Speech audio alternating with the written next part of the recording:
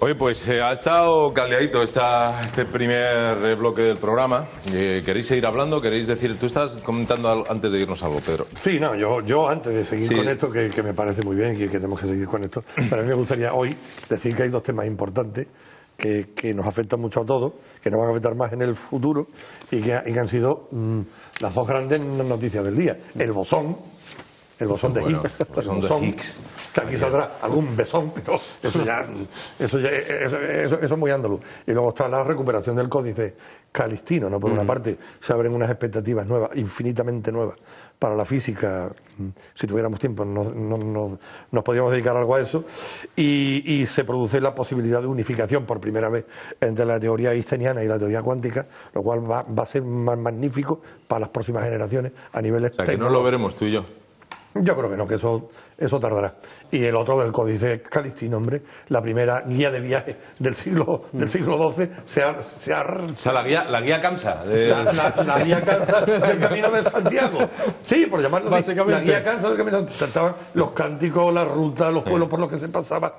La iglesia. A mí me gustó la escena. La escena fue muy española, ¿vale? Y que la haya robado un electricista. Un electricista. Es Berlanga total. Es que la escena fue buena. Miguel, chicos, ayer en las noticias, en todas las noticias, en todas las cadenas, ponían las imágenes, estaban grabadas por la policía, supongo, que era donde se localizó, en el garaje y tal y cual, y bueno, se recupera y tal, y ves caminar al policía, ¿sabes? Tenía cara de policía. Con el litri. Va con el códice y tal, y se lo entrega al deán de la catedral. Y el deán lo coge, lo mira, lo ve y tal. O sea, era como de película. La policía recupera el códice llega tal. Pero de Berlanga, porque la imagen de donde estaba el códice allí con la caja de herramientas un poco surrealista.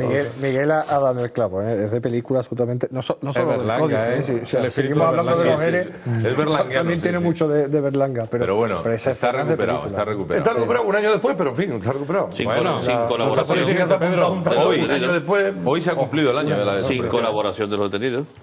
Sin colaboración alguna por parte de los detenidos. No era el máximo sospechoso, además, el electricista. Sí, estaban los cuatro detenidos, pero nunca ninguna colaboraba con la policía. De todas formas, ahí tiene que haber algo más. Porque, tenía un cable cruzado. Se encontró 1.200.000 euros. Muy probable.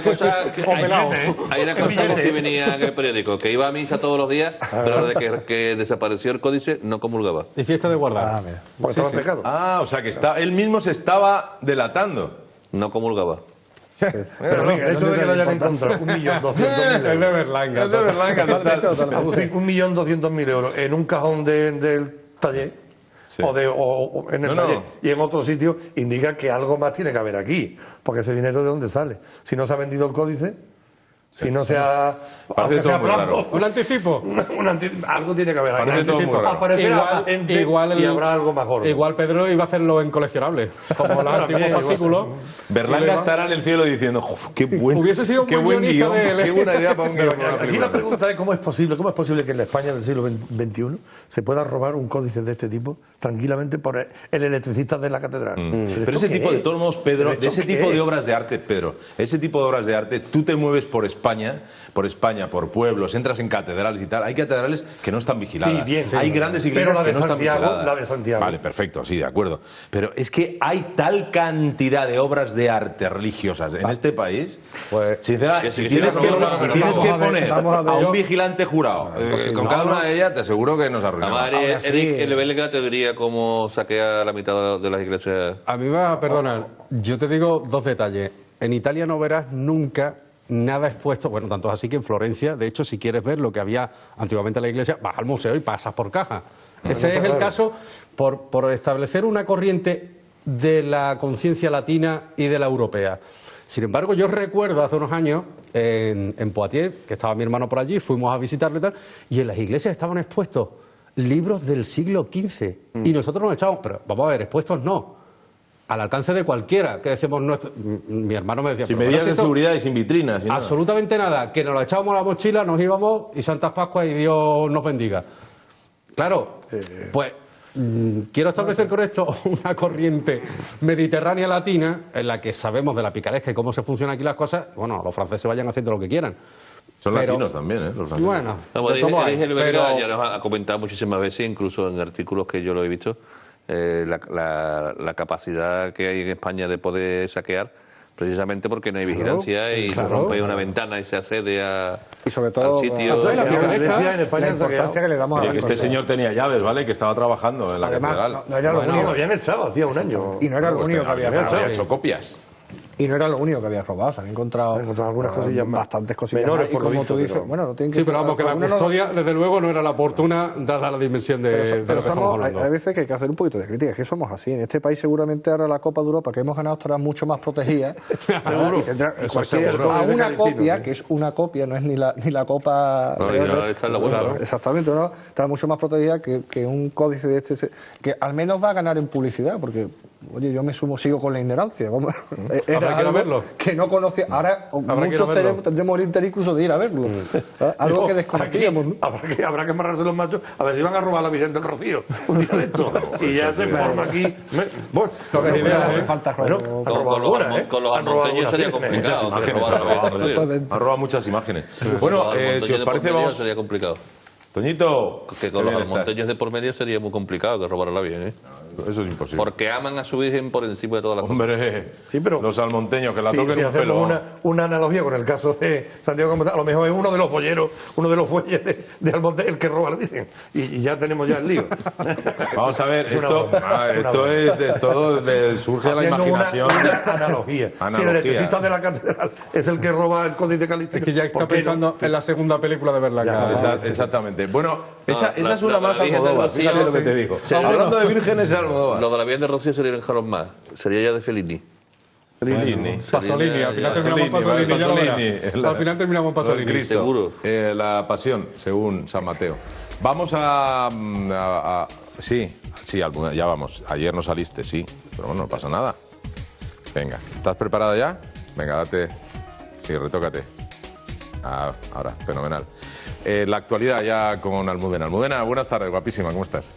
Hola, ¿qué tal? Muy buenas tardes, Agustín. Buenas tardes a todos. Ya casi en el final de la semana, noticias y novedades sobre el caso de los seres. Y es que Juan Márquez, es director general de empleo de la Junta, queda en prisión sin fianza. Lo hace después de 2 días de intensa declaración ante la juez que instruye este caso, la juez Mercedes Alaya. Y es que ninguna de las partes había pedido prisión para el exdirector general. La Fiscalía sí pide una fianza de 205 millones de euros.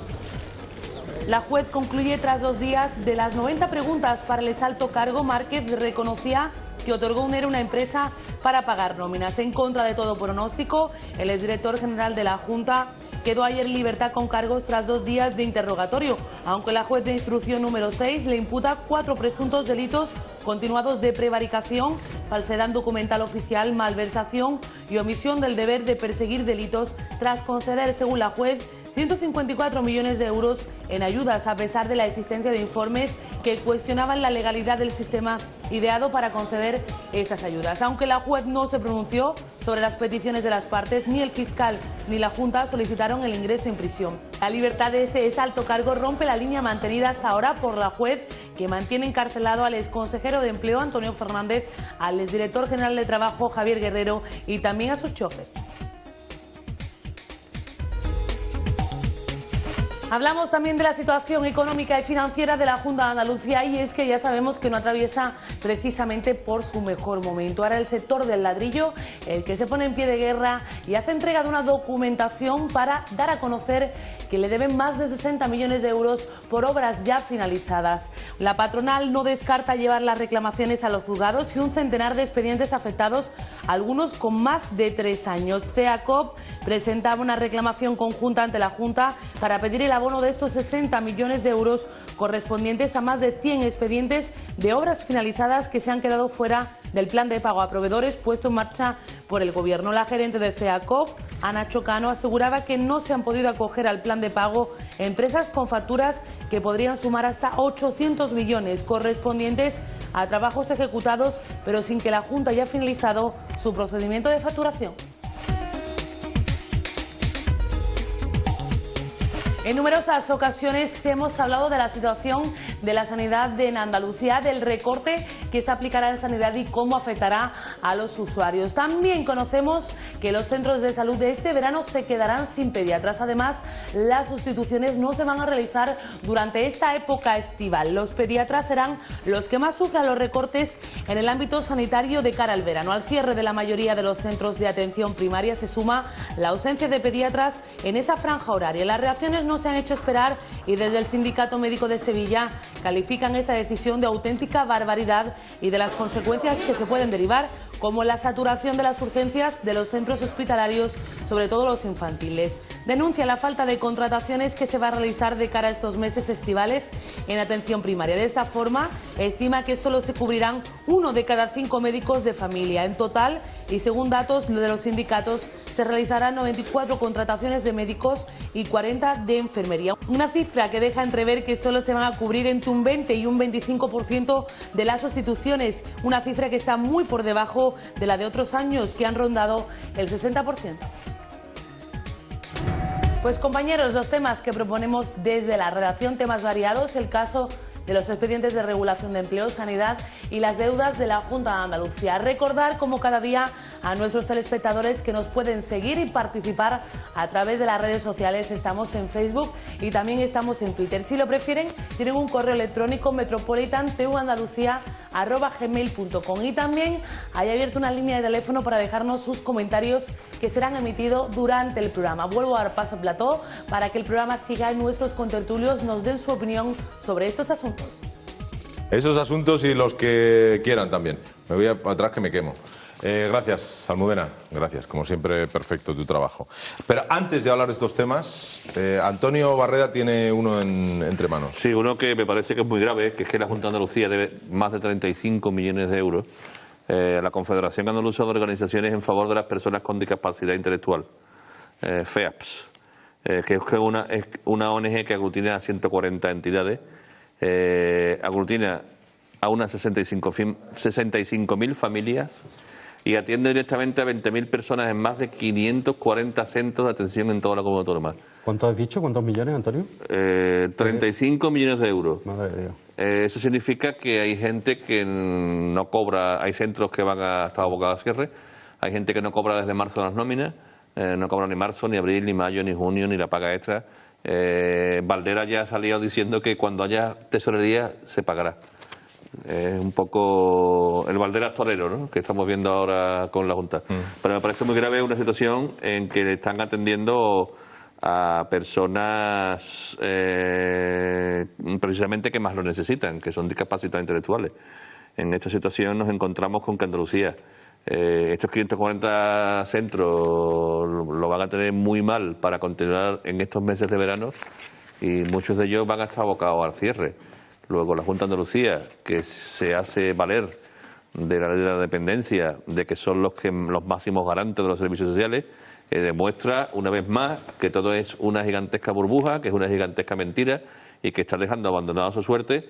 Ya aquí dan los datos ellos, que son 20.000 personas a los que están atendiendo estas ONG. 20.000 personas no, ¿qué 20.000 personas? 20.000 personas que son discapacitados intelectuales. Por eso lo subrayo, Antonio. Con las familias. Me parece Claro, que efectivamente. O sea, que no son 20.000 personas cualquiera. aquí está el cuadro que nos dieron ellos ayer, nos mandaron ayer ellos el cuadro, el compañero de comunicación de las FEAPS, que desde aquí se lo agradecemos, con lo que debe la Consejería de Salud, lo que debe la Consejería de Empleo, la Consejería de Educación, y en total pues nos da esos 35 millones de euros. 35 millones de euros que están siendo para uno de los sectores más desfavorecidos de esta sociedad. Más vulnerables. Y efectivamente, más vulnerables. Más vulnerables. Por desgracia, nada nuevo bajo el sol, ¿no? ¿Qué se diría? Es algo que venimos ya comentando muchas veces en este programa. Y ahora a todo esto lo enlazo con la indignación de ayer de mi amigo Alberto, ¿no? Es que, claro, los que trabajamos en este tipo de sectores, Alberto, por ejemplo, ayer preguntaba mucho sobre el tema de drogodependencias, claro, es el sector donde trabajamos, ¿no? Pero es que no estamos viendo muchos abocados a esta situación. Y como bien decía Miguel, ¿de qué personas estamos hablando? Claro, Es que creo que hay ciertas cosas que no se deberían yo creo que no deberíamos ni plantear. ¿Dónde están las líneas rojas entonces? Yo me pregunto. Pero las líneas rojas ¿Esas líneas rojas de las que se hablaba? Claro. Parece, Miguel, que las líneas rojas... No, eso no solo ahora, ¿eh? O sea, bueno, no, ya lleva... digo ahora, esto no es nada nuevo, ¿eh? Ahora que tanto se emplea como en el discurso político, ¿no? Las líneas rojas se pasaron ya hace bastante tiempo y estamos viendo las consecuencias. Bueno, aquí lo que, ya veremos dónde llegamos, ¿no? Aquí lo que está ocurriendo es que tanto Izquierda Unida como el PSOE están simulando políticamente que sus impagos, sus retrasos, sus recortes tienen que ver con el gobierno del PP, cosa que no es en absoluto cierta. El gobierno del PP lo que sí ha impuesto es un límite al déficit, eso está claro, pero es que eso lo pactó el PSOE con el PP, fue el último pacto Zapatero-Rajoy, eso estaba pactado entre los dos.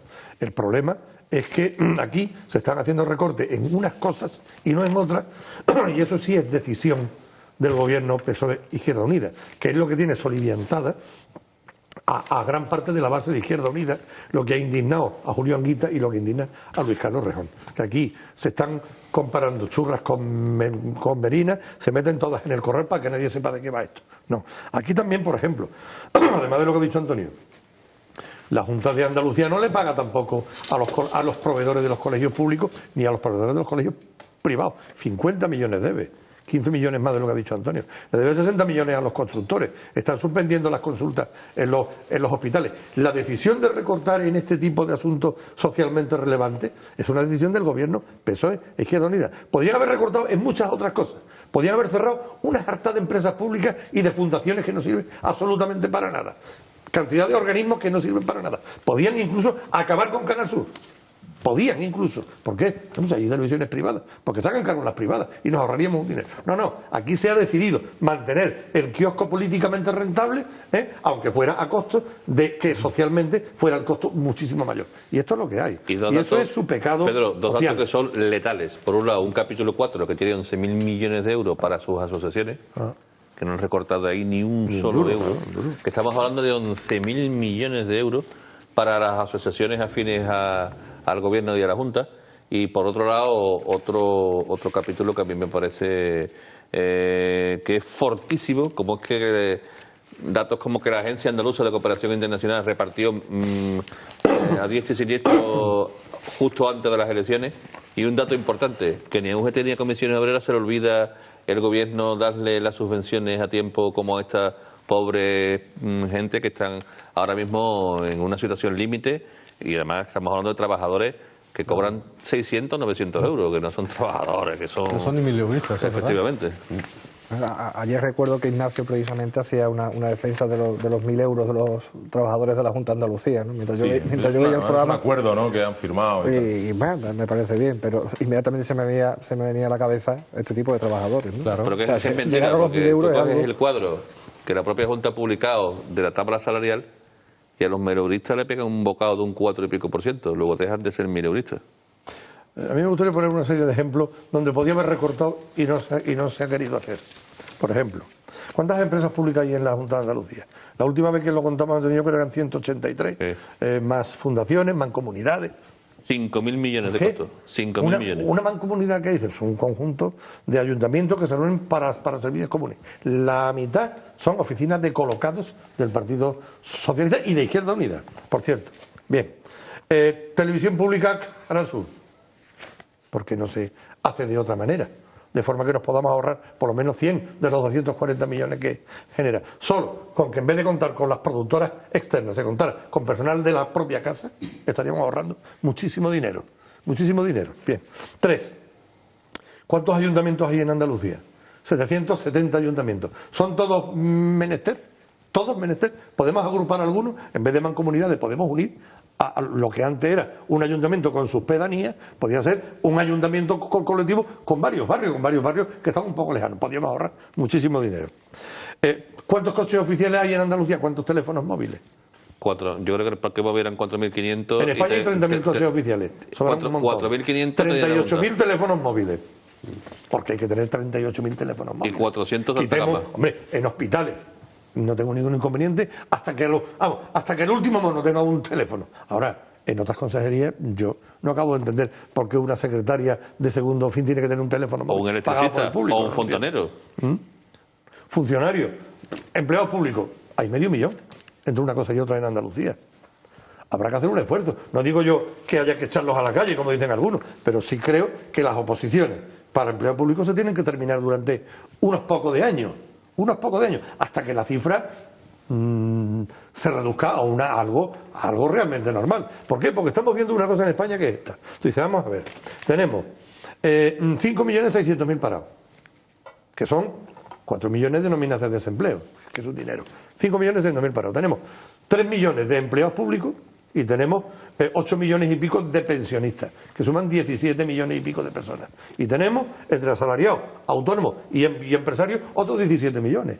O sea, que es que aquí cada hombre, cada persona económicamente activa está manteniendo la mitad del país. La balanza no cuadra. Claro, es que esto es un problema tremendamente gordo. Estamos pagando ya el 54% de nuestros ingresos al Estado. Y ahora viene el IVA. Dice, hombre, esto se está poniendo de una manera que aquí o hacemos una reforma en profundidad, pues esto tiene muy poca salida. Diga Europa lo que quiera, diga Monti y San Monti. Es que tenemos un problema de organización interno. Hay que hacer reforma de la banca, reforma de la justicia. Pero en Andalucía, para completar el argumento, en Andalucía, donde aquí, cada vez que se resfría España, Andalucía coge una pulmonía.